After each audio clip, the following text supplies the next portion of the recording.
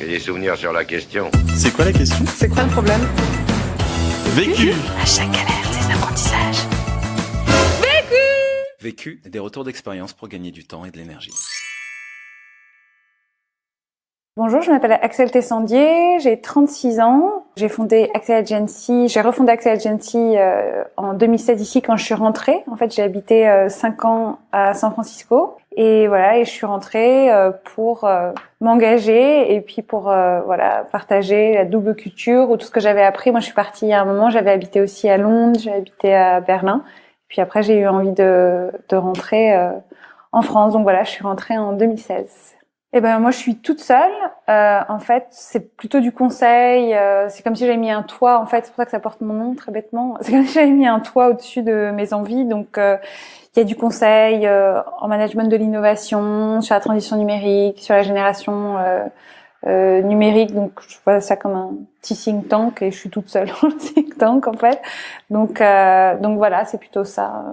Les gens avec qui je travaille, c'est plutôt des grosses boîtes qui ont besoin de comprendre, en fait, j'ai l'impression, ce qui se passe, l'époque, ce qu'on attend d'une entreprise, qui, à mon avis, est un peu différent par rapport au siècle précédent, quels sont les enjeux pour une génération qui a peut-être envie de consommer différemment, ou en tout cas que eux doivent inviter à penser le monde et à consommer différemment. Donc, en fait, beaucoup plus des grands groupes, oui. J'ai été impliquée dans la campagne, dans les présidentielles 2017. En fait, je me suis impliquée pour En Marche. J'ai soutenu Emmanuel Macron. Voilà, moi, je pense que de toute façon, l'engagement, il fait partie de la vie, et puis il prend plein de formes à un moment donné. Et moi, pour 2017, l'engagement, il a pris cette forme-là, parce que j'ai eu très très peur, en fait, de voir le FN gagner. J'avais vu Trump monter dans le pays qui m'avait accueilli. Moi, j'ai habité dans l'Amérique d'Obama, donc j'ai été assez... Et puis il y a eu le Brexit, il y a eu plein de choses. Et puis j'avais envie de m'engager, de porter ça en quoi je croyais. Donc j'ai décidé de le faire à fond, et c'est quasiment ce qui a pris le plus de place dans ma vie quand je suis rentrée, en fait, l'année dernière. Et du coup, oui, je suis déléguée nationale d'En Marche. Enfin, j'étais. Maintenant, il y a une autre saison qui commence. Et donc, j'ai fait toute la campagne, ouais. La question. Comment, en fait, retrouver de l'énergie dans un moment difficile? Le vécu. Pour moi, le projet le plus entrepreneurial qui me vient en tête récemment, c'est quand même la campagne. Parce que moi, je l'ai vécu comme ça, comme un projet où vous avez un objectif, avec au départ peu de moyens, un projet très précis où il faut être très persévérant, très impliqué physiquement, émotionnellement. Et du coup, quand je pense à un projet entrepreneurial, je pense pas à Axel Agency, là, je pense à la campagne, et comment pendant la campagne, parce que c'est épuisant, c'est très difficile, il y a des enjeux monstrueux, comme quand vous avez un projet qui vous tient à cœur et que vous tenez à bout de bras tous ensemble. Là, il y avait un vrai collectif, mais quand même. Donc du coup, j'en ai vécu beaucoup des moments dans la campagne où il y a des vraies baisses d'énergie et puis de morale, en fait, parce que ça va ensemble, en fait. Physiquement, c'est complètement lié à l'état d'esprit dans lequel vous êtes psychologiquement. Donc comme c'est un moment qui est très difficile, où on prend beaucoup de coups, où parfois on a l'impression que ça va être impossible, on se demande pourquoi on fait tout ça. J'ai vraiment, pendant la campagne, j'ai eu besoin, en fait, de retrouver de l'énergie. Premier apprentissage. Donc du coup, pour moi, ça passait beaucoup...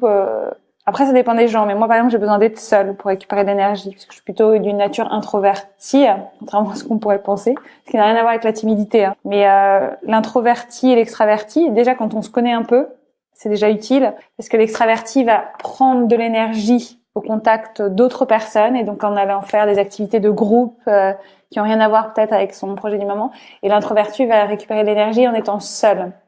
Et du coup, une fois que vous savez ça sur vous, c'est quand même assez utile. Donc moi, d'abord, ça passait déjà par dire non. À un moment où j'avais besoin d'être seule et de dire au collectif, là, il faut me laisser vraiment 24 heures parce que j'ai plus d'énergie, en fait. Et du coup, la question de l'énergie, c'est aussi une question de se connaître, en fait, de savoir comment on en récupère avant de dire quelle activité je vais faire pour en récupérer. Et les gens, ça va passer par un cinéma avec des amis, ça va passer par... moi, ça passe beaucoup par être seule et le sport. Tu apprends à te connaître, en fait, au fur et à mesure des années. Et puis moi, c'est des sujets qui m'ont toujours intéressée. En France, on dirait développement personnel, j'en sais rien. Je sais pas s'il faut donner un nom, mais se connaître soi, c'est quand même la seule façon de participer au collectif. C'est pas de l'égoïsme, c'est pas un truc de hippie moderne. C'est vraiment savoir, ok, qui qui je suis et du coup comment je peux participer de façon optimum au groupe, au collectif. En fait, le travail sur toi, il vient quand t'es pas bien dans ta vie ou que t'aimes pas ton job ou que tu te demandes, t'as l'impression que t'es dans une vie qui te ressemble pas complètement. Donc moi, je pense que j'ai commencé à m'intéresser à ces sujets-là vers 26, 27 ans et puis c'est idiot. Enfin non, c'est pas idiot, mais quand je me suis mis au yoga, moi c'est une pratique qui a été très utile pour moi. Et cette pratique plutôt physique, aussi une pratique de recherche de soi. Et donc c'est la pratique du yoga en fait qui m'a amenée à tout ça. Parce que je pense que en fait ça va ensemble. Je sais pas comment on réussit sa vie si on sait pas qui l'on est. Et on dit souvent que l'entrepreneuriat, etc. c'est poursuivre sa passion et tout. Ouais, c'est aussi savoir ce pourquoi on est prêt à souffrir, quoi. Parce que c'est des moments qui sont difficiles et donc il faut savoir. Il y a une passion, c'est jamais un long fleuve tranquille. L'entrepreneuriat, c'est jamais un long fleuve tranquille. Mais quand on se connaît, on sait comment gérer ce fleuve qui est pas super tranquille, je trouve, en fait. Deuxième apprentissage. Donc, le deuxième apprentissage, pour retrouver de l'énergie, moi, par exemple, c'est le journaling. Ce qu'on appelle le journaling, c'est le fait d'écrire. Donc, c'est un livre qui m'a été vachement utile, qui s'appelle « À la manière de l'artiste », The Artist's Way, de Cameron. Et donc, elle donne plein de choses pour réveiller l'artiste en soi, le créateur en soi, sur 7 ou 8 semaines, je me souviens plus. Et donc, moi, j'ai pas tout retenu, mais il y a un enseignement que j'ai vachement retenu dans le livre, qui est le fait d'écrire 750 mots par jour, en écriture quasi automatique en fait, sans se poser de questions. Et donc moi par exemple ce matin, avant de venir vous rejoindre, j'ai fait mes 750 mots. Je les compte pas, hein. Je compte 3 pages. Et donc je fais 3 pages obligatoirement, sans réfléchir. Et ça c'est hyper intéressant comme exercice parce que tu vois très bien ton état du jour. Et qu'est-ce que tu dois faire en fonction de cet état-là? Quand il y a un jour où t'es down, c'est pas la peine de te mettre des montagnes. Quand les jours où t'es super en forme, mets-toi des montagnes. Ça te désintermédiarise. En fait, c'est très très scientifique. C'est comme le fait de se parler à la troisième personne du singulier, paraît-il, te distance de tes angoisses. Si tu dis Mathilde fait une crise d'angoisse, c'est pas la même chose que dire je fais une crise d'angoisse. C'est des choses qui sont très différentes parce qu'en fait, tu te désintermédiarises du sujet. C'est exactement la même chose quand tu écris et que tu poses tes angoisses, tes doutes du jour. C'est déjà une façon de s'en libérer un peu. Donc ça, le journaling est vachement. Mais ça peut être moi, j'ai des journalings qui sont hyper joyeux. Et puis, il y a des journalings où je suis pas du tout joyeuse. Et en fait, ça, c'est une discipline. Le yoga, le journaling, la méditation, c'est des disciplines qui sont très importantes pour moi. Donc, j'ai écrit tous les jours. Ça me prend combien de temps de faire cette méthode? Écrire, ça dépend. Ça peut être 10 minutes. C'est assez rapide parce que, généralement, tu as toujours des trucs à dire. Moi, je me pose pas 100 fois la question. Mais je voulais dire, plus tu es occupé, plus il faut prendre le temps de le faire. Vraiment, je le pense. Moi, au cœur de la campagne, je le faisais. Même si ça veut dire 10 minutes de yoga dans mon train. Ou 10 minutes de yoga dans ma chambre d'hôtel quand j'arrivais sur un déplacement. Moins tu as de temps, plus il faut le faire. Troisième apprentissage. Le troisième apprentissage, aussi, sur le fait de gagner de l'énergie. Moi, je trouve que c'est hyper important. Cette phrase, elle peut sembler très bête. Une mauvaise journée n'est pas une mauvaise vie. Mais quand tu es au bout de ta vie, elle aide vachement. Parce qu'en fait, tu te rends compte que tout est éphémère, en fait. Les grandes joies comme les grands bonheurs. Donc, ce sentiment affreux de lose total, si tu as un moment de lucidité pour te rendre, il ne va pas durer, hein, et ben, tu as juste besoin de ce moment de te dire a bad day, et même une mauvaise heure n'est pas une mauvaise journée. Moi, j'ai vu des états chez moi changer d'une heure à une autre, en fonction de ce que j'ai pu faire avant, pendant. Là, par exemple, moi, quand je suis au bout de ma vie, le yoga ou le sport va être un réflexe.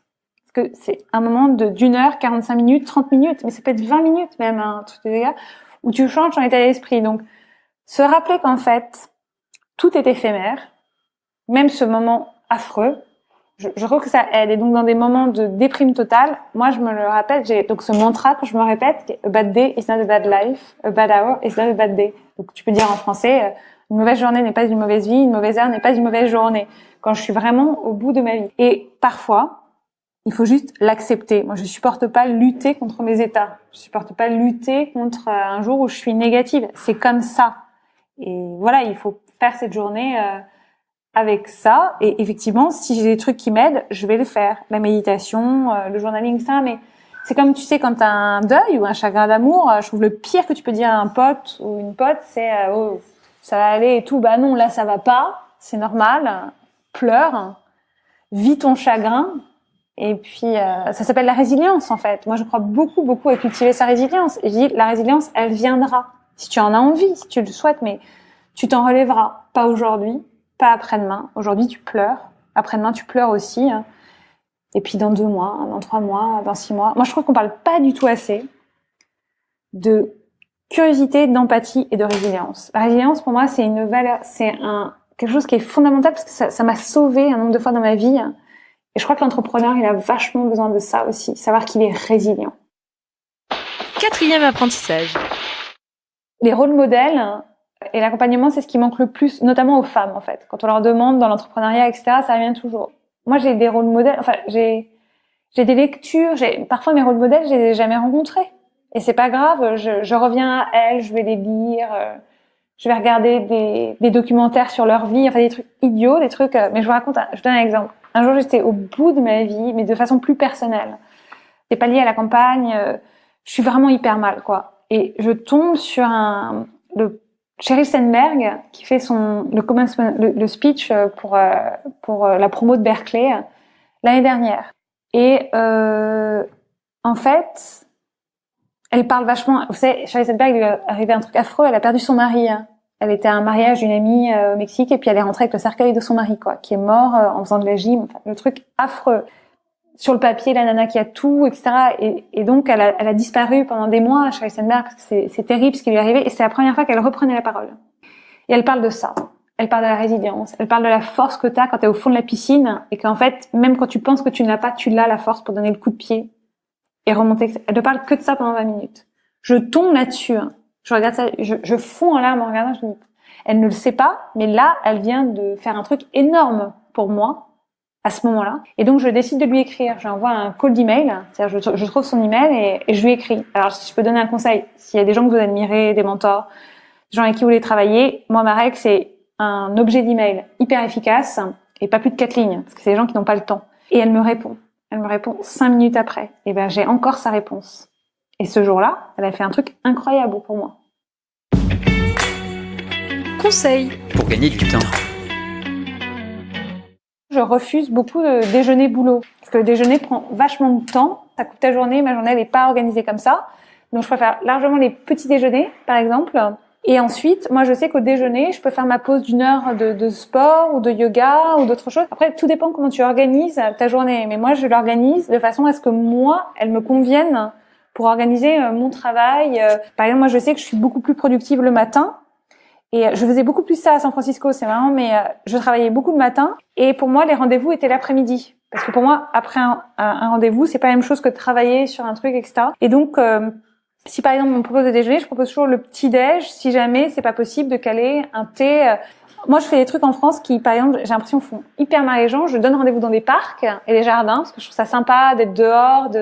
Ça m'est resté vraiment de San Francisco. Et donc, tu peux marcher, tu peux être dans la nature et tout. Bon, là, quand il fait -12, c'est pas la peine. Mais ce que je veux dire, c'est que ça fait mal les gens. Moi, je sais qu'un entrepreneur ou un créateur, c'est savoir dire non et le focus, prioriser ce qui est important pour toi. Donc moi, je dis non quand ça m'arrange pas. Je propose autre chose. Je dis non quand j'ai pas envie. Et quand je sais que j'ai besoin de travailler sur quelque chose, et j'organise ma journée d'une façon qui me convienne à moi. Pas d'une façon que la société ou doit organiser du lundi au vendredi. Et moi, parfois, je vais rien faire le vendredi et je vais bosser le dimanche. J'ai aussi choisi cette vie-là pour ça. Donc ça, c'est important. Conseil pour gagner de l'énergie. Ce qui me fait gagner de l'énergie, c'est de savoir qui je suis et de quoi j'ai besoin pour en retrouver. Et c'est pas la même chose pour nous tous. Pas du tout. L'autre question. C'était des grands moments d'adrénaline pour moi d'écrire mon livre, d'avoir tous ces inédits, la campagne, etc. Et donc, la question que je me pose, c'est est-ce que j'ai toujours besoin de ça? Est-ce que j'ai toujours besoin? Ce que ça veut dire pour moi, entreprendre ou me lancer dans quelque chose, c'est je ne marche qu'à l'adrénaline et donc c'est soit projet passion, soit rien. Est-ce que je peux pas juste faire, construire sans que ça soit toujours incroyable, machin, et donc c'est la question que je me pose, parce que là, mon obsession, c'est ça. Mais bon, moi, après, il faut se connaître. Moi, je suis quelqu'un de très, très passionné, donc je ne fais rien de grand sans passion. Donc après, je vais pas lutter contre non plus, quoi. Vu, Vécu. vaincu. Pour plus de vécu, clique vécu.org. Voilà, ça répond à votre question. Vécu. Buy ticket for change. Pour d'autres podcasts vécus et une méthode pour apprendre de ta propre expérience, rejoins-nous sur vécu.org. Et si tu aimes les podcasts vécus, n'hésite pas à nous le dire en laissant un commentaire étoilé depuis l'application où tu écoutes ces podcasts. À très vite!